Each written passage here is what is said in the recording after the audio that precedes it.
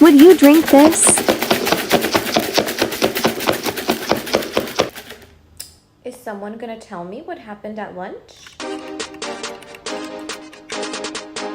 Last week, Kim tried to brainwash me into getting an orange soda. You should get the orange soda. It's amazing. Luckily, I'm so smart. I don't like being threatened, and so I chose something different. Well, now Kim is suing. For what?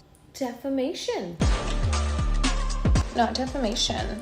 No one even defamished her. Not defamished. She defamished herself.